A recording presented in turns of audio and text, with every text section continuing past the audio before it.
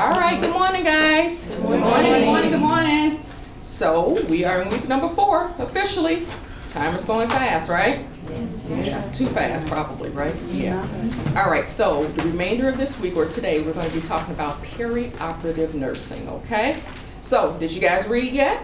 Yes. You did, good. It's not so bad, right? I mean, compared to what you did last week, right? Yeah, all right. So somebody tell me about perioperative nursing. What on earth does that mean? It involves the preoperative, intraoperative, and postoperative. So when a Okay. person is going to have a surgery. Very good. So there are 3 phases to it: pre, intra, and post. Okay, so someone tell me about pre-op.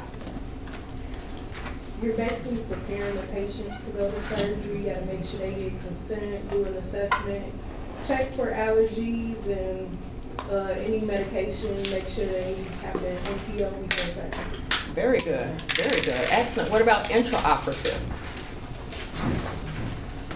Maintaining vitals, maybe? So intraoperative, that phase is like the actual surgery, right? Right. Yeah, yeah. So we want to maintain vital signs. If we're the OR nurse, okay, then there are 2 different types of OR nurses. There's a circulating and a scrub nurse. So yeah, there's a lot to do there. That's a difficult job. That's a tough job, right? Right. All right, now what about postoperatively, which is probably where you're going to see most of your patients on a med-surg unit? Obstructions.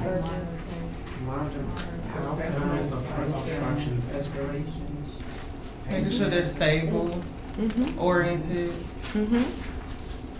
This is when you do your patient teaching as well, like using incentive spirometer. Very good. When they have to move or kind of get up on the bed. So I'm glad you brought that up. Let's put our critical thinking caps on for 1 second. So let's just say you have a nurse for this entire surgical procedure on a medical surgical unit, okay? And at the pre-op point, would you start educating the patient on post-operatively? Yes. Absolutely, absolutely. Because, let's see what happens here. What if this is a day surgery? So remember, there are different types of surgeries, right? So what if this is a 24-hour day surgery or outpatient surgery, right? And the patient goes home. So the plan is for the patient to go home. So I've done this big, major, great surgery. Everything turned out well. And the patient has a cast on from his toe all the way to his femoral artery. Okay, but he just tells you he's homeless. Or he just tells you his wife left him. Or his daughter works all day and she only comes home, she doesn't get home until midnight at night. How are we gonna send this person home? We're not. So that's some information that you need to get prior to the surgery. Okay, everybody agree with that? Yes. Yeah, all right. Anything else about perioperative surgery before we go into this PowerPoint real quick?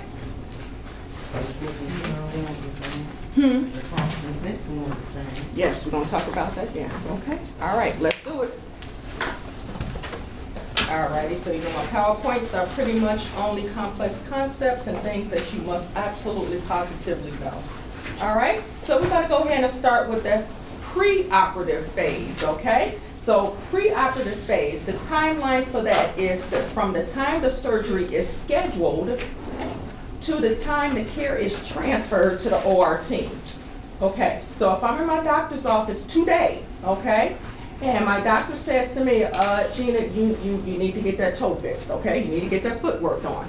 All right, I'm gonna put you on my books for March, when is spring break? March the 13th, okay? The minute I walk out of his office or I have that conversation with him, that starts preoperative surgery.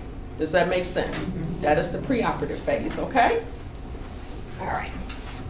The assessment, what do you want to do as a nurse in the preoperative phase, okay? You want to make sure you get a detailed medical history from the patient. This includes allergies, comorbidities. Let's talk about comorbidities for 1 second. What population of patients have a difficult time with surgery? Geriatric, very good. What else? Obese, very good. Who else? Diabetics. That's the answer I was looking for. Specifically, what's the problem with diabetics? Because of the infection, they are Wound healing. Yes, wound healing. Okay? That's the problem with diabetics, wound healing. All right, you want to make sure substance use. You question the substance use, okay? It would be problematic, right? If we gave them general anesthesia or even moderate sedation, and they have opiates or something in their system already, right? That could be problematic, okay? All right, VTE risk. What on earth did I just say? What is that? Clotting. Basically blood clots. Yes, risk for blood clots, okay? And post-surgical care. Again, what's gonna happen when you get home after the surgery? Who's gonna take care of you? Can you take care of yourself? Where are you gonna get the medication from? You know what I'm seeing a lot of now? These doctor's offices, when they schedule the surgery, they already have the pharmacy on board to have your medication when you leave the office to keep with you, okay? So after surgery, when you go home, you don't have to worry about going to the pharmacy. Good morning. Good morning. Going to the pharmacy and standing in line while you're sick or something, or being without your medication. So that's really great. All right. So diagnostic workup for all our patients who are going to surgery. What you expect to see? CBC. A CBC, specifically, what are we looking for? White blood cells. White blood cell counts, but what more so? RBC, hemoglobin. Yes, the H&H, yes, what else? So it's 4 I'm looking for. And I put them in order of importance, okay? So the H&H, we already said that, right? The WBC, I'm gonna put that down there, okay? But there's something in here, so 1, 2, and 4, something in the middle here. CBC, what part of the CBC do I wanna make sure? Come on, you know it. Platelets. Okay. All right, because I want to monitor their platelets. Why? Right, because I'm going to be cutting them, right? And I want to make sure that something is there to protect me from the patient bleeding everywhere, right? All right, so your type and your cross match, what's the purpose for that? Making sure they have their blood type. But blood type, why? Why do we need to know their blood type? Very good. Okay, the PT, PTT, and INR, again, we want to check their coag functions to make sure that they are even stable enough to be cut, right? Okay, a urinalysis, what are we looking for in a urinalysis specifically? Specific gravity to monitor what? Dehydration. You're on the right street. Very good. So not so much dehydration, but kidney function. Okay, we can also get that in a BMP, but it's a lot easier and a lot less expensive, okay, through the urinalysis, okay? All right, the UDS, the urine drug screen, again, we talked about that, right? The UCG, we want to make sure our patient is not pregnant, okay? I mean, could she have surgery if she is pregnant? Sure she can, okay? But there are some things that need to take place prior to that, all right? The BMP, we know about that, our chemistry profile. Again, we want to make sure we're checking for kidney function specifically, okay? Renal function, all right? And then our 12-lead EKG. So I'll put an asterisk by that because the age requirement is going to depend on your hospital or your organizational policy, okay? So right now, best practice is age 40. Anybody 40 and up will have to have a 12-lead EKG as a baseline before they go to surgery. Back when I was a new nurse, it was 35, okay? So for the purposes of us, of testing, if that question or anything like it comes up, the answer is 40, but I need you guys to make sure you check your organizational policy to see what that is, okay? All right. Now, taking you back to fundamentals, informed consent. Yeah, someone talk to me about informed consent. Yes, Sharon. The nurse is supposed to make sure that informed consent is, she's supposed to, she's not the one that gives it to the patient, but she makes sure that Like she makes sure that the patient is like mentally stable and comprehending what the consent is saying. Right. Good. And that he understands. Okay. Very He or good. she. Right. So is that just the nurse's responsibility? No, the doctor. Ah, okay. Yeah. Also the provider, the person providing the surgery. okay, has to establish a baseline or make sure that this person is cognitively aware and understand what's about to happen, because he or she is the one who is responsible for the consent form, right? Yes. Yes, so the provider is responsible for the consent form. Tell me why you think that is. I mean, here's a piece of paper. Mr. Jones, here, you're having surgery on your foot tomorrow. Yeah, here, sign it. Do you agree to have surgery on it? You do? Great. Here, go ahead and sign. Because the provider has to explain exactly the procedure that they are performing on that patient. Otherwise, I mean, they're the ones doing the surgery. And then you Yes. give him the pros and the cons. Yes. The benefits and the risks, very good. They're going to explain the actual procedure, okay? Right? So I worked at a time and in a place where people would just hand you a hand a patient blank consent forms. That is absolutely the wrong thing to do, okay? All right? So informed consent is obtained by the provider only. The provider discusses the purpose, the risks, the benefits, and answers any questions that the patient may have. The RN role is to witness the signing, okay? Now, if the person is under the age of 18, okay, cognitively delayed, okay, or has a healthcare surrogate for whatever reason, they can sign the consent in the place of that patient. Does that make sense? All right. So the MD can sign it, right? If, right. So it's power of attorney necessary in this situation? I'm sorry, speak up, I'm Ernest. saying, is the power of attorney necessary in this situation? Absolutely, yes. So Ernest was asking power of attorney, about power of attorney. Yes, that would be very beneficial and necessary in these instances, okay? If the patient cannot advocate for him or herself, okay? Now, what if the power of attorney or next of kin lives in Florida? And we're here in Illinois, and Mr. Jones needs the surgery on his toe right now, but he can't consent. You need an extra witness. Can I get that consent over the telephone? Yes, Yes. with 2 witnesses. With 2 witnesses. I can? Yes. Yes, but I need 2 witnesses, okay? I can't get the telephone consent. It can be done over the telephone, okay? All right. Any questions?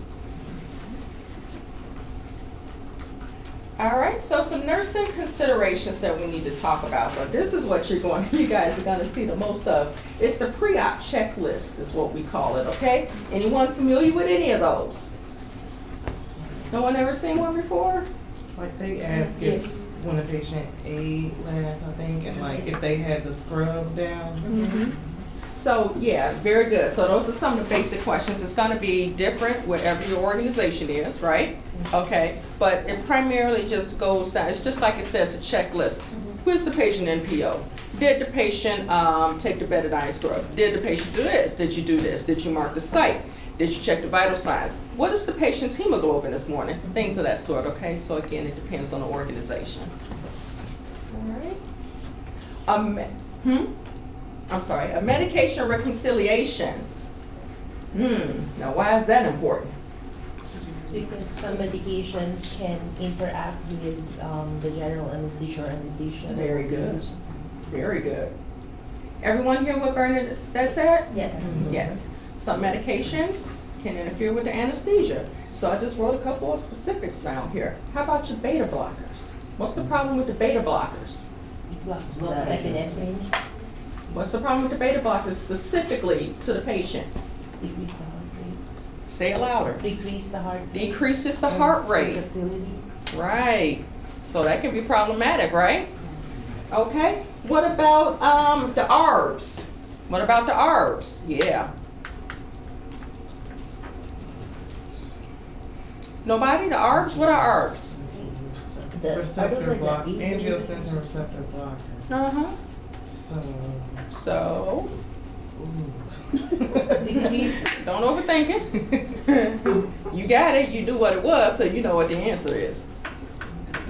Blood pressure. Decrease it. Okay? Right. Specifically, a lot of ARBs, I want to say losartan and Cozar, the patient probably has to stop taking those a week in advance. Yeah, at least 2 to 3 days in advance. Okay. All right, and then aspirin. Yeah. Blood thinners. All right. So if you're the nurse working the floor that day and you know this patient is scheduled to go to surgery tonight at 6 o'clock, you work at a university, so they do surgery all night long. So the patient is scheduled for a surgery at 6 o'clock and he has losartan, metoprolol, and a baby aspirin scheduled for 9 a.m. What you gonna do? Call the doctor. Oh, I should call the doctor. I shouldn't. I'm gonna call the doctor. Who says hold it? Who says call the doctor? Let's call the doctor and see what he or she says first, okay? But the answer's gonna most likely be hold it, okay? But we need to make sure the doctor is aware. Good answer. All right, so medication, NPO status and also GI prep, okay? We want to make sure that was done, okay? So your patients with your colonoscopies and all of that good stuff, you're going to have to make sure that when they go to the bathroom that they're clear. All right, you can send them down there to the GI lab, unclear if you want to, they're coming right back up. Okay, so you want to make sure that they're clear, okay? And of course, NPO for everyone, okay? All right. Skin prep. You want to make sure that their dentures, their makeup, jewelry, nail polish, glasses are all, removed, okay? And if this is an outpatient surgery, you can't give it to the patient's family, okay? Be very careful about the dentures. They're very expensive, okay? Not to lose those, all right? So now let's talk about medication administration. And when I'm referring to medication administration, I'm referring to medications that we administer on call to the OR, okay? So, who did their medication profile cards for this week? Okay, so you two are the only two who should know what I'm talking about now, right? Okay. She said maybe. All right. So some medications we are going to administer prior to going to the OR. Some just happen to be on week 4 of your medication profile list, all right? Amazing. All right, anticholinergics. Why on earth am I giving this patient an anticholinergic on the way to the OR? Decrease the secretions. Very good. To prevent aspiration. Good job. Good job. All right, antiemetics. Why am I giving this patient an antiemetic? Right, anesthesia, especially general anesthesia, has a tendency to kind of make you nauseous, okay? And one little other thing that antiemetics do, kind of calm the patient down a little bit. Okay. All right. H2 receptor blockers. Why on earth am I giving those? So they won't have so much gastric acid juice? Very good, to decrease the gastric secretions. Very good. All right, y'all on the ball today. Okay, sedatives, we kind of know that, right? Yeah, to calm them down before they get there. Prophylactic antibiotics. That's to help To reduce prevent the infections. infections. Correct. Very good. All right, and then low molecular weight heparin, and I put an asterisk next to that. Someone talk to me about that. Low molecular weight heparin. Sometimes you give that to help prevent DVT prophylaxis. Okay, but Lynn, Yes. this patient is having surgery. I'm getting ready to cut. And you're telling me it's okay to give them heparin? Yes. Tell me why. Because they're at a higher risk of forming DVTs, even in surgery, because of how long the procedure will be and all that. Now they do sequentials and TED-Os and all that, but that's another prophylaxis that they do before surgery. But Lynn, is that dangerous? Is that safe? It is at a low dose It's safe, why? because they're not given a higher dose of heparin to actually make them bleed more. It's just a lower dose to help it thin a little bit, but to prevent those clots from Somebody talk to me about half-life. Good answer. Somebody talk to me about half-life. 50% of the body can be excreted. Okay. 50% of Somebody the talk to me about onset. It is the timing of the, how long it takes the therapy to start. How about duration? And how long the patient's gone. Okay, so somebody tell me why low molecular weight heparin would be safe to give to a patient on call to the OR. Because of the duration, the onset, and the timing of the surgery and the heparin's gonna work. Very good. So in essence, I'm just throwing a number out because I don't know the exact number of the half-life of heparin myself, but it's not going to start working for 6 hours. Okay, and he or she will be out of the surgery by then, right? Okay, all right, but again, these are all physician orders, okay? And that heparin is not in an IV or a bolus, it's I don't mean to say just, it's a sub-Q injection, the same thing that you give your patients in a hospital in the morning, okay? All right, very good. All right, client education, we kind of talked about this already, but post-op pain management. All right, you want to start that early, right? You want to start that as early as possible. You want to teach them about splinting. You also want to teach the patient about coughing and deep breathing and the benefits of early ambulation. I know it hurts, but they have to get out of the bed and start moving around to prevent what? Clots and constipation and contractions and pneumonia. Oh, yes. Yes. Oh, my gosh. I forget that.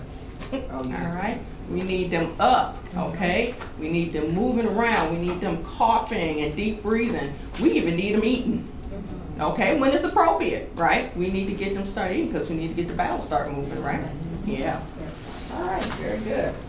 So now I think we're going to go into, a complex concept. I like those.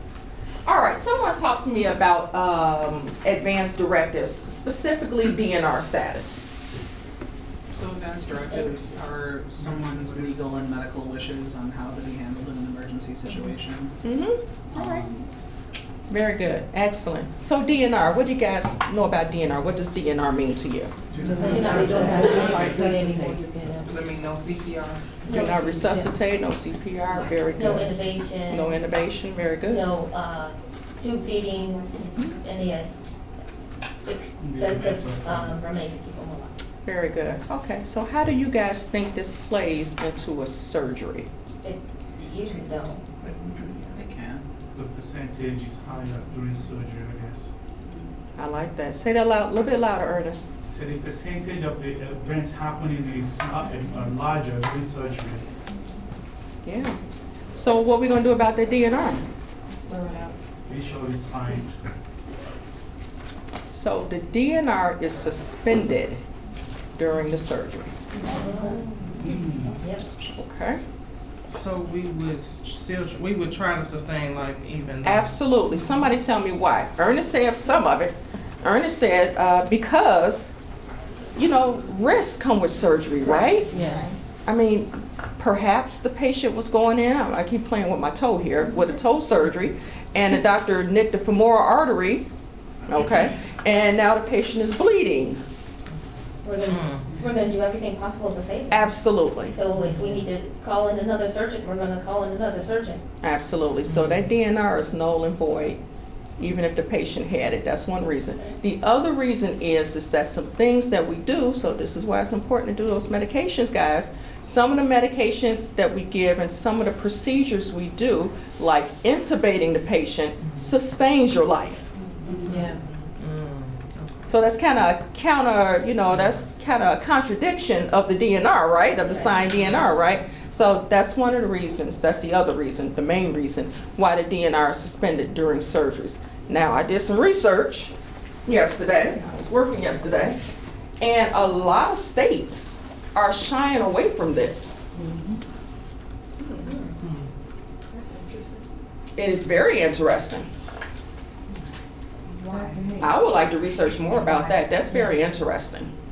Yes. Like, we had a patient, he had a DNR, okay, but he decided, when he had got, he had a change in condition, okay? And he decided he wanted to go to the hospital, okay, so they was asking us, why did you send him out? He have that right, okay? Absolutely. And they didn't understand that. Absolutely. Even So he can change his right, you know. absolutely. So this is something I always say, okay, and going back to fundamentals now. But DNR does not stand for do not treat. Right. Yes. Mhm. Okay? DNR, do not treat, are not the same things, right? So, in the instance that Ms. Harris was telling us about, the patient was sick and he said he wanted to go to the hospital. You're going to the hospital. Sir, you have a DNR? I don't care, I want to go to the hospital. That's it, that's the end of the discussion. Okay, because from a legal and an ethical standpoint, I don't want to be the one trying to defend myself saying that, yeah, Mr. Jones said he was sick and wanted to go to the hospital and I did nothing. Yes, Ms. So- Mitchell. If a patient has a DNR, do you have to like educate them before the surgery to let them know like you're gonna be intubated and stuff like that? Or no? Oh, okay. Yeah, you do, you absolutely do, but primarily the provider is going to get all those technical terms and all of that good stuff. Absolutely, yes, good question. So is this a part of this, the document that's usually signed before every surgery? Because I've seen a situation they have to sign document before they go into surgery. So this is part of it. Okay. Very They always good. make Is sure it that true? they should have a copy of the directive into the, scanned into In the chart, absolutely, yes. Yes. Tiffany, who said that? I Tiffany? did. Oh, I'm sorry, yeah. Is it true that if a patient is a DNR and they stop breathing, that you could give them oxygen, but you just can't do CPR? That depends.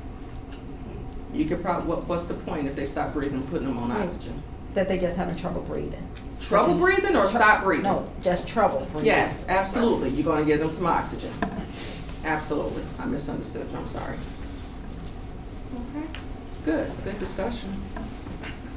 All right. So when the surgery is over and the patient is on their way is in the recovery room or on their way back to the floor, that DNR is reinstated. It goes back, is completely illegal again, and we can follow up with that. Okay.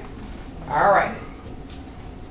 So let's talk about intraoperative. And for intraoperative, I just pretty much want to talk about anesthesia and moderate sedation. Okay, so with anesthesia, that is loss of consciousness, amnesia, and analgesia, okay? Moderate sedation is the exact same of all of that, minus the loss of consciousness. So you're still awake, okay? You're still kind of with it, some people, right? All right? But you will get amnesia and it will provide you with great pain reduction. All right? So what does anesthesia do? It depresses the CNS activity and it also causes muscle paralysis, okay? All right. Anesthesia can be either general, regional, or local. Somebody talk to me about regional. It'd be like, epidural. The spinal cord, epidural, Epidural, spinal, very good. Okay, and local? it's just in a certain side. What medication do we usually use for a local? Like lidocaine. Yeah, your 2% lidocaine, right? Right. Yeah. Okay, and we know what general is, right? Okay. All right. So a couple of things, and I only wrote down stage 1 and 3. I want you guys to know for your testing, all right, the stages of general anesthesia. All right? Stage 1 is what? What happens during stage 1? You just, dizziness, Right. light sedation, yeah, you start getting woozy. and- Yeah, okay, you start seeing things crawling up the walls, right? Yeah, okay. You get dizzy, you have detect sensation, you are very sensitive to noise and touch. Okay, so if Dr. touch you, you're jumping, okay? All right. In stage 3, that's the loss of your reflexes. All right, so we're pretty deep into it, right? Right. Yeah, so loss of reflexes, your vital functions are reduced, okay? So beta blockers, ARBs, this is where this comes into play, all right? Your vital functions are reduced, all right? Your sensation is lost and your pupils are very small, but they are reactive. So one way to assess what stage, one way to assess what stage the patient is under anesthesia is to check their pupils. You see that a lot in the OR during the surgery. Yes, ma'am. You said vital signs are reduced, right? Did you say that? I said vital functions are reduced, Okay. so yes, your vital signs will be reduced. If your heart rate is slowed down, right? If your heart function is slowed, right? Yep. All right. I think you think the way to know what stage a person is by the pupils. Yeah, so you can very much assess what stage of anesthesia they're in by assessing their pupils. Thank you. You're welcome. All right, so let's talk about some complications of specifically anesthesia and moderate sedation. Bless you. Malignant hyperthermia, okay? Anybody know what that means? But I bet you can break it down by those two words. Someone tell me what malignant means. That is moving. Yes. Someone tell me what hyperthermia means. Body temperature, elevated body temperature. High body temperature. Okay, so put those words together and we got a life-threatening emergency, folks. All right, life-threatening emergency. All right, so it's the pharmacogenetic disorder of the skeletal muscles, okay? It affects calcium in particular, a hypermetabolic response causing calcium activity in the muscle cells, okay? Yeah. So, I think we just learned about this maybe last week or maybe the week before about calcium. All right. What are some of the signs and symptoms we see with folks with the low calcium? Muscle contractions. What else? The Shavasana. Uh-huh. Yeah. Very good. All right. Very good. All right. Specifically, the medication that causes this the most often time is succinylcholine. Is that one of the medications on your Yes, it is. Yes. Oh, okay. Succinylcholine, okay? All right. What we're gonna do, we need to terminate the surgery immediately, okay? You wanna put this patient on 100% of oxygen, okay? They may be already intubated, okay? So just turn the ventilator settings up to 100, okay? And you want to initiate cooling measures, all right? You can initiate ice packs, gastric lavage, cold IV fluids, cooling blankets, or fans, all right? Someone tell me the points where to apply ice to get the most beneficial results. Armpits, axilla, very good. What else? Behind the neck, very good. Where else? Groin area, where else? Very good. All right, y'all got this. All right. Good job. All right, Foley catheter, because we want to make sure the patient does not, we want to monitor for hematuria, and we also want to take a strict INO, eyes and O's, all right? Cardiac monitor, patient should already be on that, right? And admit to the ICU. Again, folks, this is a life-threatening emergency. Excuse me. Yes, I'm wondering, this is cooling, I know it's a muscle relaxer. a muscle relaxer or a paralysis? Okay, I'm just wondering. Is it a paralytic? I thought it was basically a muscle relaxer for that. That's a paralytic. It's Well, a how does muscle that treat the malignant hyperthermia? Because I'm thinking that that's a high fever or something It like is. that. So Mhm. how does the muscle relaxer correlate or that relates to that? Which electrolyte hangs out and does with the deals with contractility and muscles the most? Okay. Which one? That's I mean, there's a couple. We know magnesium does, right? We know potassium does, and we know sodium does to a degree, especially potassium and sodium kind of plays around with the heart muscle the most. Magnesium just regulates. But calcium, okay, affects the muscles. Okay. All right. All right. So now we can talk about post-op. 2 more slides, guys, and then we're gonna have some fun. All right. All right, post-operative.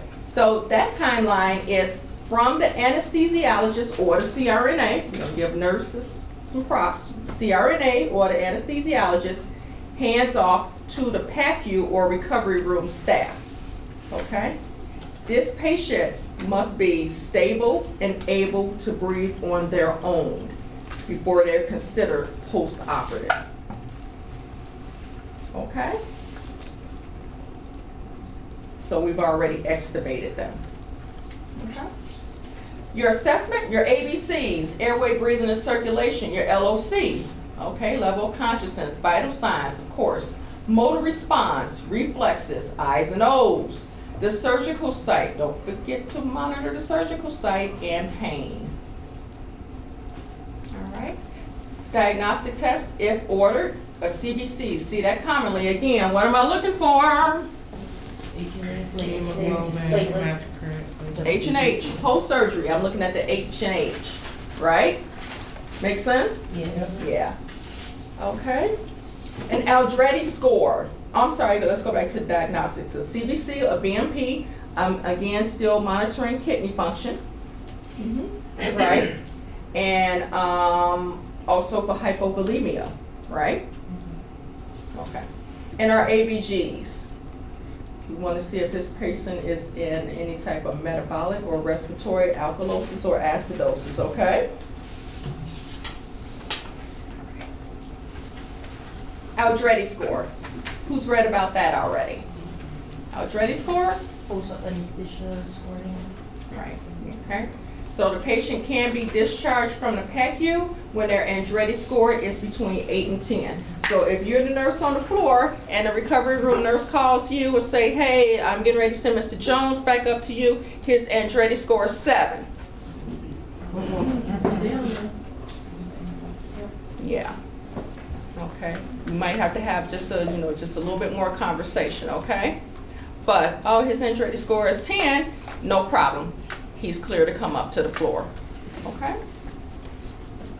All right, again, pain management is so important. DVT prophylaxis or prevention, surgical site care, wound healing, and discharge instructions. All right, some complications, surgery in general. I just put a list here because you know that's going to be on your test, okay? Airway obstruction, that can happen from a traumatic intubation, okay, swelling of the larynx or the trachea, or a bronchospasm. Hypoxia, hypovolemia, paralytic ileus, a wound dehiscence or evisceration, and also a DVT and a PE. All right. So that was the extended version. Do you guys have any questions about perioperative nursing care? So, I got a question. How about, like heart transplants or any of that stuff? So, obviously, they're not gonna, they would have to be just discharged straight to the cardiac unit. Right. Because they're Right. obviously so intubated. Mm-hmm. Okay. Yeah, so they would go there, and then they're, those nurses are specialized too. Right. So they're recovering for quite a long time, and they may not. Remember I said, in order to come out of recovery, you have to be breathing on your own. Some patients will not be breathing on their own, okay? So this is why they're leaving the recovery room or the surgery suite and going to a specialized unit with a higher level of care. Okay. Good question. And make sure they urinate. Huh? Make sure they urinate. Absolutely. We need to monitor our I's and O's. Okay. All right, everyone, let's go to ATI now. Let's go to ATI EHR tutor.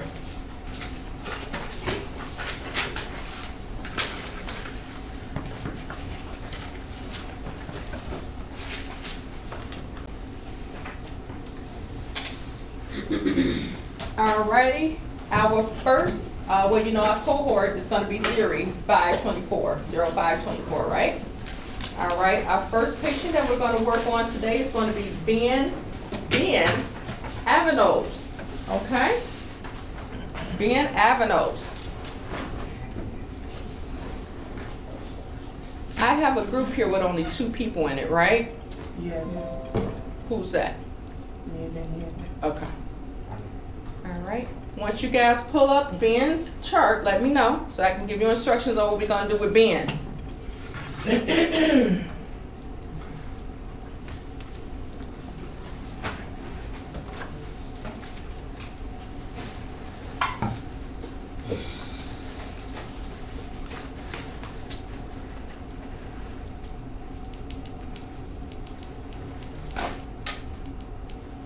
So Mr. Ivanos will be going to surgery for an open reduction internal fixation, or an ORIF, of the left femur and the left humerus.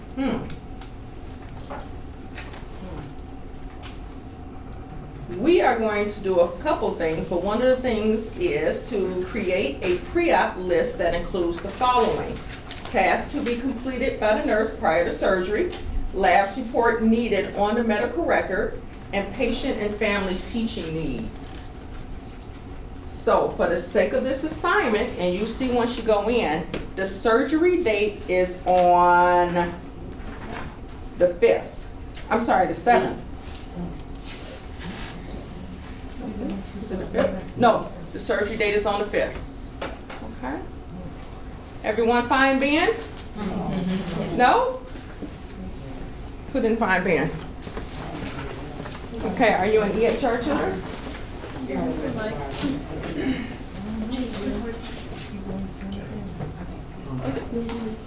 Anybody else find Ben?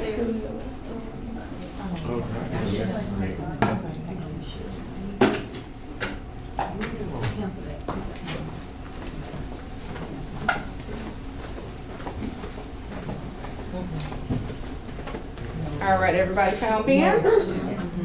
Okay. No. No? So I want you guys to get in your groups, and this is what I want you to do. I want you to review the chart, okay? And the surgery date is February the 5th. I'll write that on the board, okay? I need you guys to fill out a pre-surgical checklist. I need you to add patient education. I need you to complete any outstanding orders and add an S-bar for the on-call to the OR nurse. Okay? Any questions? Review his chart. His surgical date is February the 5th. You should fill out the pre-surgical checklist. Add patient education.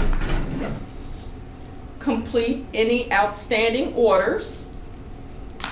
And add an S-bar for the OR nurse. Okay? Get in your groups, and I think we're gonna spend about, let's try 30 minutes on this, okay?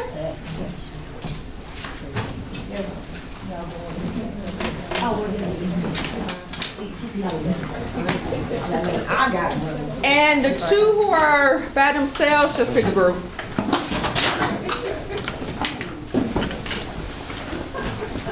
You're not gonna overcomplicate it, find a group.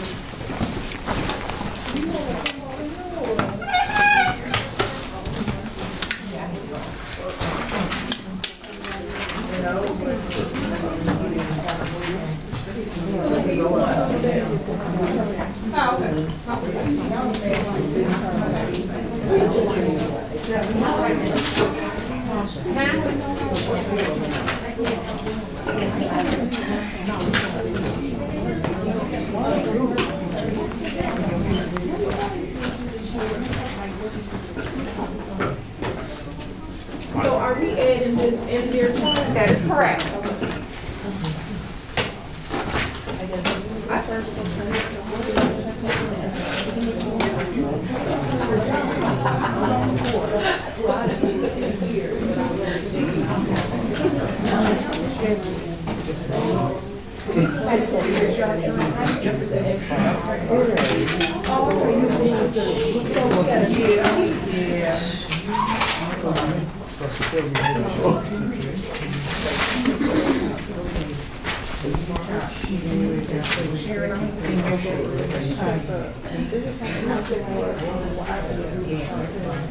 Right,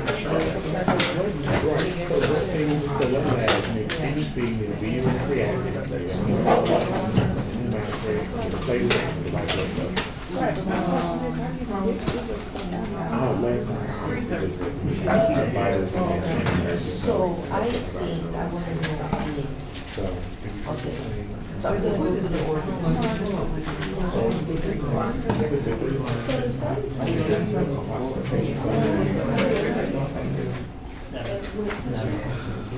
What is your grab? Go back.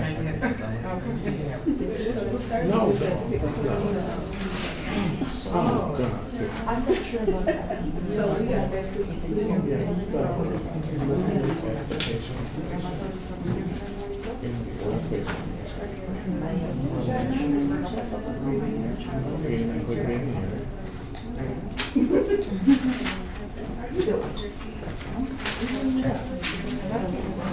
Where's your? And then I'll let you open up our body and stuff. Just to give you all a little help here, the pre-op checklist is under flow sheets. You're gonna find a lot of information in flow sheets. Okay. His labs for today, February 5th, have already been done. Okay? Yeah, so I'm back.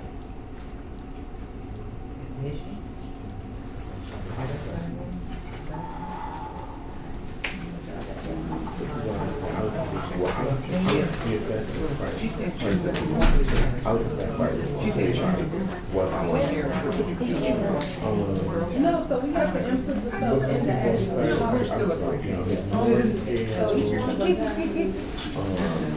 His game. Each one of us has to put the stuff in.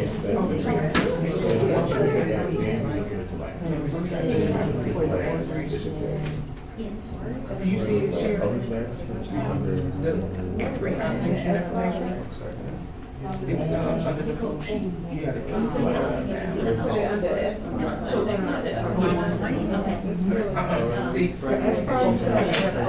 See, maybe it was under, yeah, click flow sheet, and then at the bottom. It's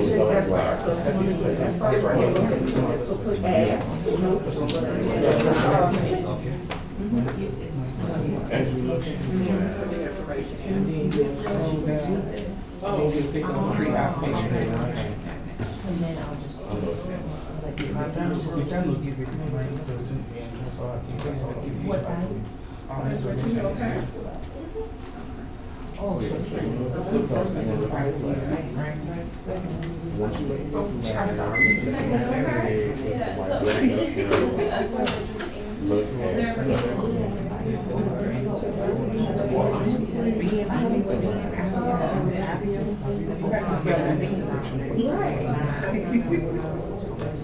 Here we go. So, hey guys, the S bar is going to be the absolute last thing. Hey guys, the S bar is going to be the absolute last thing you do, because part of the S bar, you're going to be giving a report to the nurse, telling her about the medications you gave. Okay, so you have to do that last, because you have to give medication, you have to check his labs, you have to do all of that for your S bar, okay? So for the pre-op checklist, y'all have to go to the flow chart. Yeah, go to flow chart. Is he having the surgery today? He's having surgery today at around 2 o'clock. let's go to the, And it is now 9 a.m., so we have to do the flow chart for this. February the 5th. No, the attending is like the breakfast.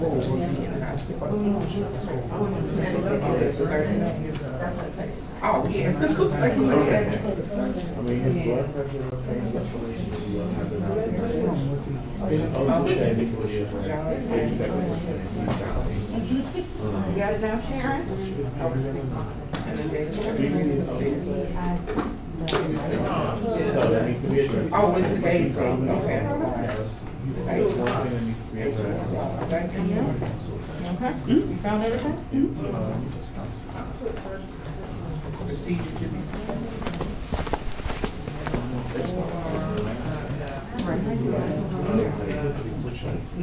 I have a From the floor. for the flu shot, administering medication, minor class. So probably, yeah, you have a lead, you have a save when I get out into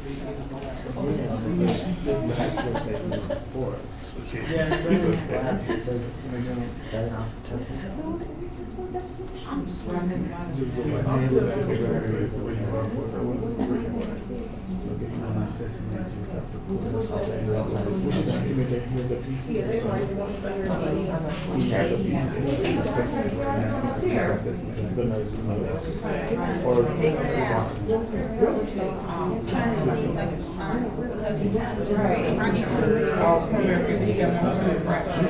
Well, that she respiratory interventions, Is the patient coming, we have to save them, so, yeah.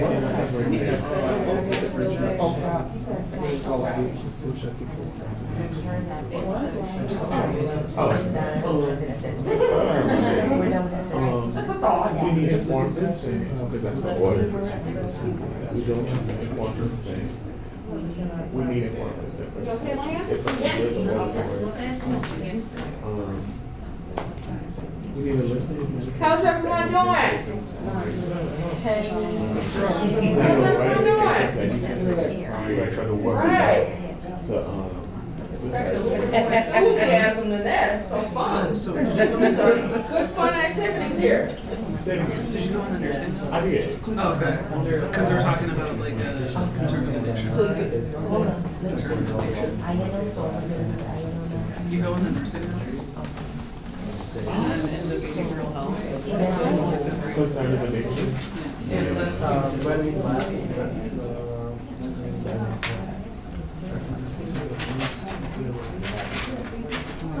His blood alcohol is higher than the legal. We do, as far as the surgery. But for this, since he hasn't had his labs, like in Australia, has a history of addiction, you should get their, Yeah, he needs a repeat of labs. We need to inform him. So let me just say this to you. So if he came in and his alcohol level was up, today is the 5th at 9 a.m., he no longer has an alcohol level. So we don't have to repeat it, right? But I thought we needed to repeat the labs like just prior to surgery. It is prior to surgery, it's the day before. You think they do labs the minute before they go to surgery? No, that's not the case. Sometimes we have, but if you're concerned about his alcohol levels, don't be, because if he's been in the hospital, he hasn't been drinking, right?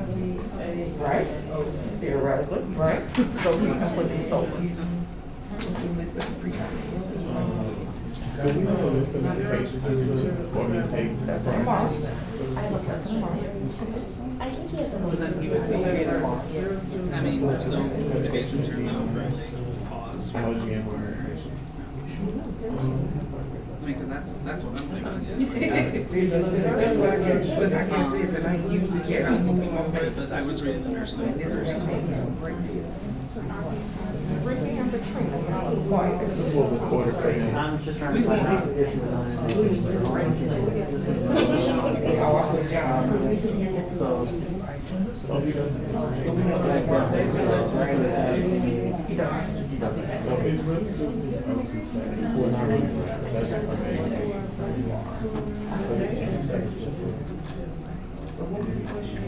Is 80%, 87% right now, or when he came in? This is the fifth. What's the next question about the bed? Is that after the surgery? Left femur and left humerus. after the surgery, it was. After the surgery, it's 87%. We're pre-op, we want to work on pre-op for now. The surgery date, guys, is the 5th, right, the 5th. So we need to look at the four. It's a question on there about the meds. That's what I told y'all, but y'all don't believe it. Usually, okay, it's the 5th.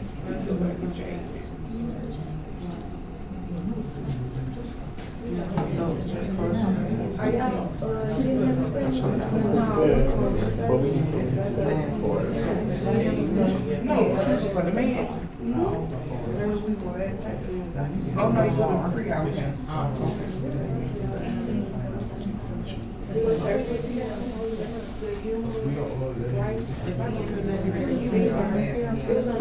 Yeah, you gotta say like before you can. So you have to say his right, his left, and his right. You gotta go back and edit. Back in. You gotta go to edit and then it's back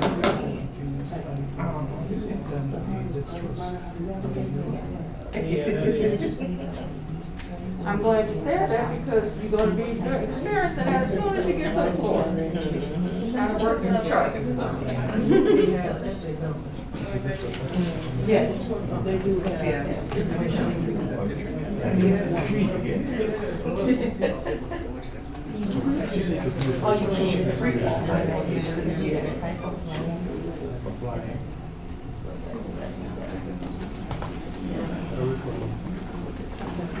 Dr. Haynes, I have a question. So because I know we're navigating through EHR 2 right? But you want us to put all this information in here? So far, I just. So could one person look up the information? Sure, check it out.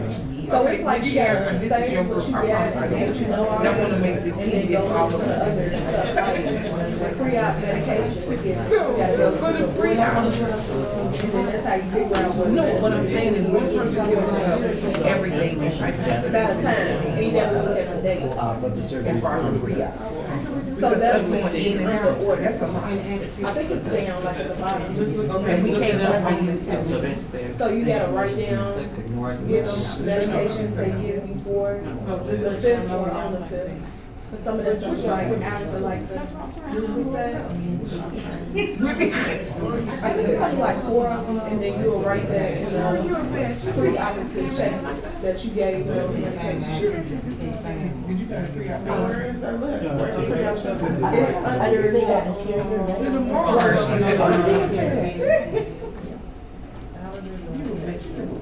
All right, was everyone able to find his lab results from February the 4th?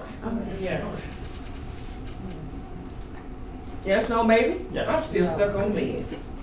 Okay, well, okay, we get you there, hold on. All right, so the lab results, if you go to your, on the left-hand side where it says results, click results and then click lab. Everyone who didn't get it, get that, okay? So the results from February the 4th are the results we're gonna use for today's surgery, February the 5th. Okay? Look, they even have a typing cross down there. Is it supposed to say the 4th? I see the 5th and the 10th. I see the 5th and the 10th. See, I think we all got different dates. That's why I was asking. Okay, we'll go with the 5th. Okay. Okay, and we see he has a typing cross there already too, right? So you guys should be looking at what they drew. They drew a CBC. They drew a typing cross. So this is right. They drew a hemoglobin A1C, not sure why. They drew a chemistry, a CMP, okay? And they did a lipid profile. All right.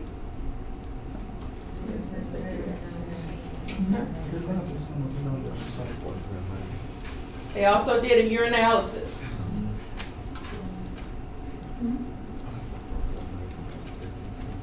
Okay, everyone found his labs, right? Yes. Okay, now let's go to flow sheets and go down to preoperative checklist. Everyone found that, right? Did everybody find it? Yeah. Okay, so we know what it is. Now, someone asked me about some medication. Alrighty. We go to the MAR to find that, right?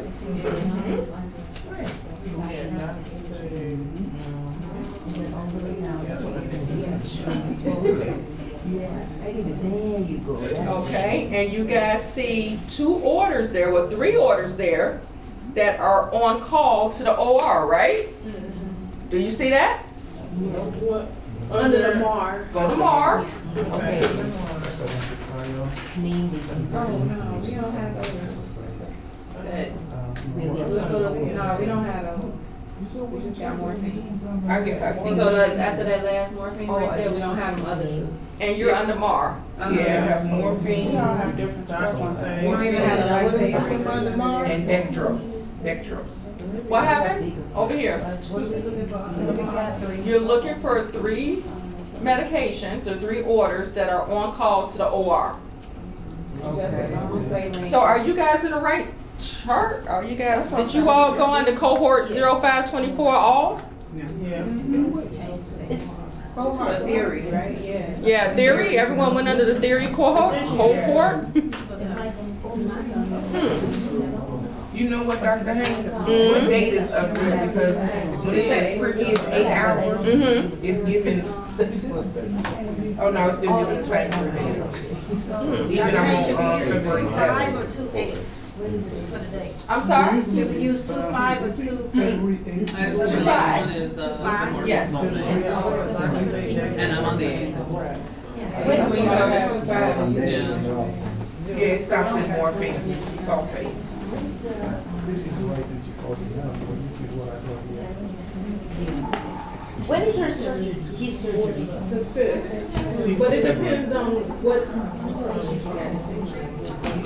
So when is his surgery?